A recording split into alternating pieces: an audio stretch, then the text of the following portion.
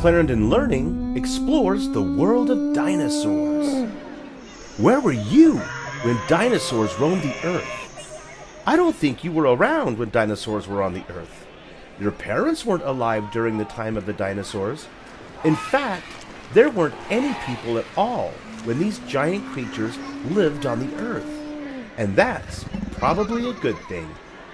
Dinosaurs lived on the earth millions of years ago, hundreds of millions of years ago. Dinosaurs have captured our imagination. Ever since Sir Richard Owen, a paleontologist, unearthed the fossilized bones of a large creature and didn't have a name for it. So, he named it for the Greek word meaning terrible lizard. The word is dinosaur, and although dinosaurs were not lizards, they were reptiles. I think dinosaur is a great name for these creatures that lived so long ago.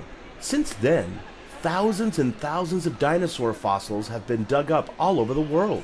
And since then, thousands of stories have been told about dinosaurs. Many stories come from imagination. Stories like Journey to the Center of the Earth, and The Land Before Time, and Jurassic Park. And of course, there are the toys. All kinds of dino toys to spark your interest and imagination. We must use our imagination because there are no living dinosaurs on the earth today. But we do have dinosaur bones, and we do have paleontologists. What's a paleontologist? Paleontologists are scientists who dig up and study dinosaur bones called fossils. Millions of years ago, when dinosaurs walked about, maybe they would die in deep mud or in a swamp, or maybe sand or in a river. And if the dinosaur was covered up quickly, it would be preserved down in the earth. Through the millions of years, all the soft parts of the dinosaur would dissolve away, leaving the skeleton, and all the bones would be filled with minerals, making the bones as hard as stone, becoming fossils. Dinosaur footprints can become fossils too. Over time, a long time, the earth changed, swamps dried up, jungles became deserts, and seas became mountains, and there the fossils waited and waited to be dug up by paleontologists. Fossils have been found on every continent of the world. They have been found in backyards and in the ground at construction sites. Maybe someday you will find a dinosaur fossil. Someday you may want to become a paleontologist. It takes a lot of work and patience to dig up dinosaur fossils. Paleontologists are like detectives. They can tell by looking at the earth where to look for fossils. Paleontologists start digging with pickaxes and shovels, but as they get closer to the fossils, they must use smaller tools like rock hammers and chisels. And then when they get very close, they must use little dental picks and brushes. They must be very careful not to damage the fossils.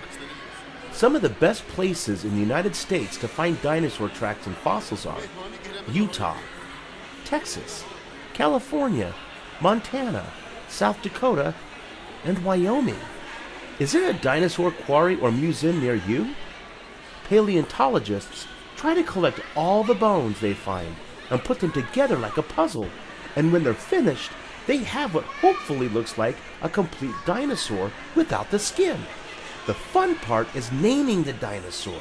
Most of the time, the person who discovered the dino fossil gets to name it. Sometimes the official names are long and difficult to pronounce. But let's give it a shot together. Let me introduce you to Sue, the Tyrannosaurus Rex, or T-Rex. Its name means king of the tyrant lizards.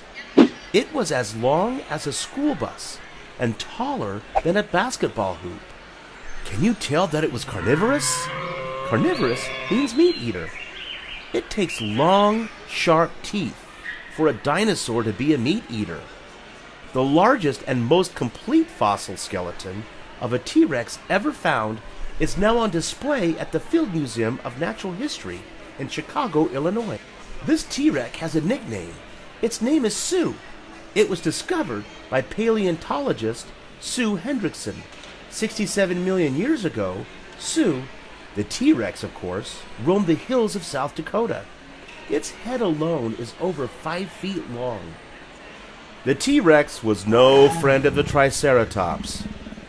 Triceratops was about the size of an African elephant and was an herbivore, meaning it ate plants and vegetation, which it would chew with its rows and rows of 800 teeth. How do you think Triceratops got its name? The name means three-horned face. Does the name fit? It looks like Triceratops could use its large, bony frill, like a shield, and its long horns to protect itself. What do you think? Triceratops fossils are very popular to have in museums. Now maybe you can see why it's a good thing that people and dinosaurs didn't live at the same time. I'll stick to visiting them in the museum. Someday, if you become a paleontologist, you may just find a treasure of dinosaur fossils, and you can put them together and give it a name. Not all dinosaurs were huge. Here is a velociraptor. It was very swift and probably had feathers, but it couldn't fly. It was only about the size of a turkey with a long tail, and it had a large claw that it would use to seize its prey. As you can see, dinosaurs that walked on